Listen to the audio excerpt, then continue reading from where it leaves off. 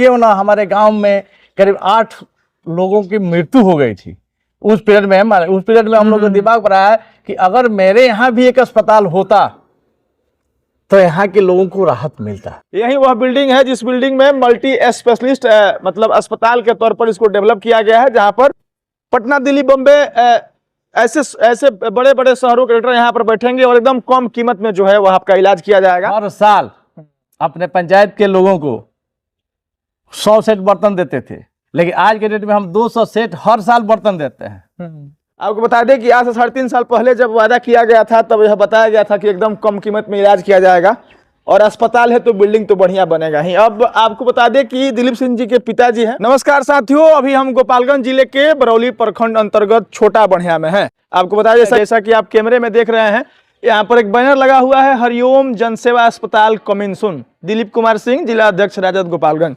आपको बता दें कि आज से 3-3.5 साल पहले यही दिलीप सिंह की तरफ से वादा किया गया था कि बरौली वासियों के लिए एक मल्टी स्पेशलिस्ट अस्पताल जो है वह दिया जाएगा। और कह सकते हैं कि बरौली के आसपास के लोगों के लिए वह दिन आज आ गया है, जहां पर एक मल्टी अस्पताल जो है दिलीप सिंह की तरफ से जो बन रहा है वह बहुत जल्द ही उसकी शुरुआत होने वाली है। अब धीरे धीरे करके हम अंदर चलते हैं और आपको अंदर के सुविधाओं से रूबरू कराते हैं और फिर बात भी करेंगे कि यहाँ जो लोग भी हैं, आप देख सकते हैं सीधे तौर पे कैमरे में, यही वह बिल्डिंग है जिस बिल्डिंग में मल्टी स्पेशलिस्ट मतलब अस्पताल के तौर पर इसको डेवलप किया गया है, जहां पर पटना, दिल्ली, बम्बे ऐसे बड़े बड़े शहरों के डॉक्टर यहाँ पर बैठेंगे और एकदम कम कीमत में जो है वह आपका इलाज किया जाएगा। आपको बता दें कि आज से 2-3 साल पहले जब इस अस्पताल की नींव रखी जा रही थी और जब दिलीप सिंह की तरफ से बताया गया था कि बरौली वासियों को यहाँ पर मल्टी स्पेशलिस्ट हॉस्पिटल का जो है वह सुविधा दिया जाएगा, तो उस दौरान कई लोगों ने कई तरह की बातें कही थी, लेकिन आपको बता दें कि यह अस्पताल महज बनकर के तैयार हो गया है और 2-4 दिनों की बात है, जहां 2-4 दिनों के बाद इस अस्पताल की जो है वह शुरुआत हो जाएगी।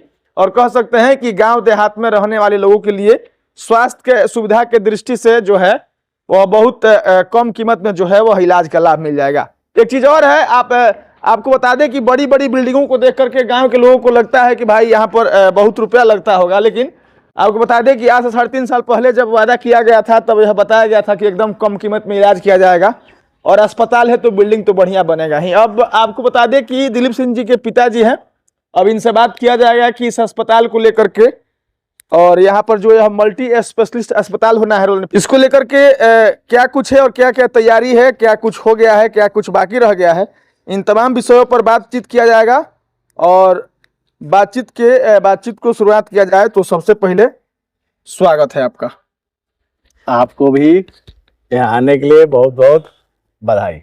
चलिए, सबसे पहला बात तो हम लोग यही जानेंगे, आज से 3.5 साल की पहले की बात है, हम शुरू से कहते हुए यहाँ तक आए हैं, जब दिलीप भैया की तरफ से यह वादा किया गया था कि बरौली वासियों को एक मल्टी स्पेशलिस्ट जो है अस्पताल का सौगात दिया जाएगा, तो कई तरह की बातें कही गई थी, लेकिन अब जो यह अस्पताल बन करके धीरे धीरे तैयार हो गया है, तो क्या कहिएगा?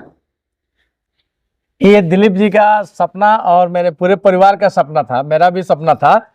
और यह सपना उजागर हम लोग को उस पीरियड में हुआ जिस पीरियड में कोरोना से पूरा भारतवर्ष यानी पूरा देश त्राहिमाम बोल रहा था। उस पीरियड में हम लोग के दिमाग पर आया कि क्यों ना हमारे गांव में करीब 8 लोगों की मृत्यु हो गई थी उस पीरियड में। हम लोग के दिमाग पर आया कि अगर मेरे यहाँ भी एक अस्पताल होता तो यहाँ के लोगों को राहत मिलता।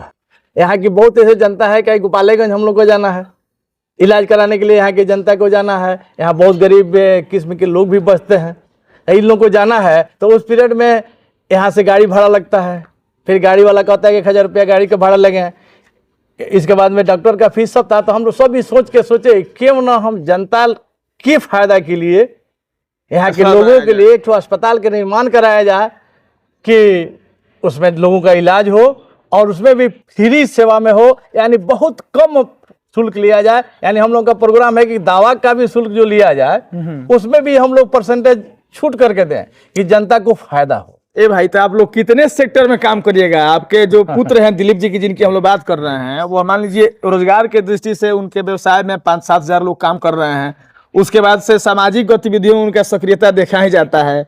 अब लगता है कि आपको ना स्वास्थ्य के मतलब क्षेत्र भी काम किया जाए, अस्पताल भी आप लोग बना रहे हैं।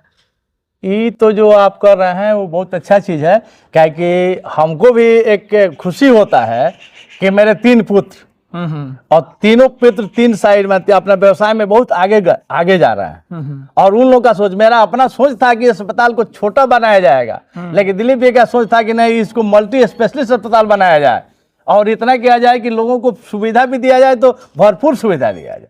इस तरह से उनका सोच था। और वो हमको बोले कि पापा जी अगर छोटा सा अस्पताल बनाइएगा तो इससे सबका भलाई नहीं हो सकता है, लेकिन बड़ा अस्पताल बनाइए। तो हम लोगों ने बड़ा एक अस्पताल बनाने का संकल्प लिया और उस पर काम भी हुआ। और आज ये अस्पताल समझिए कि अगले महीना भी हम लोग का प्रोग्राम है। डेट फाइनल नहीं किया गया है, लेकिन मान के चलिए कि अप्रैल में यह डेट फाइनल हो भी जाएगा। अब 1-2 दिन में, यानी 25 के बाद यह डेट फाइनल भी हो जाएगा। किस दिन इसका उद्घाटन हम लोग कर रहे हैं, हो जाएगा। हाँ। तो बड़ा तेजी में सब काम चल रहा है, बड़ा लेबर लोग काम कर रहे हैं कि मैंने जल्दी से इसको पूरा कर लिया है।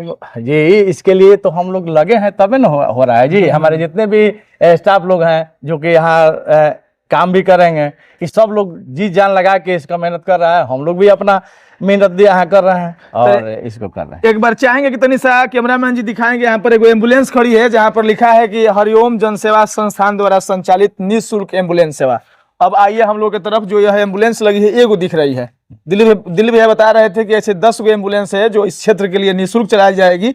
अस्पताल में अगर किसी व्यक्ति का फोन आ जाएगा तो एम्बुलेंस जाएगी और उस मरीज को लेकर के आएगी, ऐसा भी सुविधा दिया जाएगा। जैसे कहने का मतलब कि आप कह रहे हैं कि एम्बुलेंस, अस्पताल है तो एम्बुलेंस रखना जरूरी है। इसके पहले 3 साल से पहले यह एम्बुलेंस लिया गया और जब अस्पताल का नींव दिया आया, इसके पहले एम्बुलेंस आया। अच्छा, एम्बुलेंस आया और यह एम्बुलेंस में ये सुविधा है कि ड्राइवर खर्चा नहीं, तेल का खर्चा भी नहीं।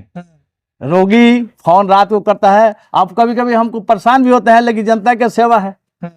कभी कभी मन करता है कि बार बार लोग फोन करता है कि रात को भेज ना दी गाड़ी, तो उस समय थोड़ा दिन टूटता है, लेकिन फिर भी खुशी मन में होता है कि किसी काम आ रहा है, किसी को हम माने किसी काम में आ रहे हैं, ये तो खुशी होता है। अच्छा, आप शायद हमारे जानकारी में 4 बार से बीडीसी हैं और ब्लॉक मतलब प्रखंड में ऊपर मुख भी हैं। तो ये सब मतलब 20 सालों से राजनीति में कैसे मतलब लोग 1 बार 2 बार 2 टर्म पूरा करने में 2001 में ये पंचायत का त्रिस्तरीय पंचायत चुनाव शुरू हुआ 2001 में। तो 2001 में भी उस समय हम गोपालगंज थोड़ा अपना अधिक टाइम देते थे। अच्छा। लेकिन मेरे अपने गांव के कुछ पूर्वोत्तर व्यक्ति जो हैं, इन लोगों के द्वारा मुझको जाके वहां से बुलाया गया कि आप चलिए, आप जाइएगा तो अपने पंचायत की भलाई होगा। तो हम वहां से जब आए और हम चुनाव लड़े, तो उस समय हमको समझ में नहीं आता था कि कैसे चुनाव लड़ा जाता है, राजनीतिक माने क्या होता है। लेकिन फिर भी हम वहां लड़े और हमारे गांव के लोग और जो मेरे अपने माने बहुत प्रिय थे, इन लोगों ने वोट मांगा, हमको जिता दिया। आज तो इसके बाद में तो हम अपना खुद राजनीतिक में सक्रिय हो गए और जनता के भलाई करते हैं, सेवा करते हैं। और हमारे गांव में जैसे हमारा अपना है कि हर साल अपने पंचायत के लोगों को 100 सेट बर्तन देते थे, लेकिन आज के डेट में हम 200 सेट हर साल बर्तन देते हैं। तो इसमें हमारा पंचायत के बाद अगल बगल पंचायत है, क्योंकि आज की डेट में हम पंचायत प्रतिनिधि नहीं है, पूरा ब्लॉक के ऊपर। आज हम ब्लॉक के ऊपर मुख है, तो पूरा ब्लॉक के ना है। तो पूरा ब्लॉक में किसी भी गांव से, किसी भी पंचायत से कोई आता है, गरीब है तो उसको 1 सेट बर्तन देना है। इसके बाद और गरीब है तो उसको कपड़ा देना है, चावल देना है, दाल देना है। यानी हमको जितना बन पड़ता है उतना हम अधिक से सेवा करते हैं। और ये भी सोचते हैं कि हम आज तक यह नहीं देखे हैं कि आप मेरे पास आए हैं गरीब हैं। हम भी सोचते हैं कि आप मेरे पास आ गए दरवाजे पर और आपकी बेटी की शादी है, आप उस गांव के धनी मनी व्यक्ति हैं, तो बेटी की नाम जहाँ आता है तो हम तो खुद आज कन्यादान भी दिए हैं, बहुत कन्यादान भी दिए हैं, उस देते हैं। तो बेटी का नाम जहाँ आता है तो हमारा अपना दिल भरता है कि नहीं, उसको कुछ ना कुछ देना है तो देते हैं।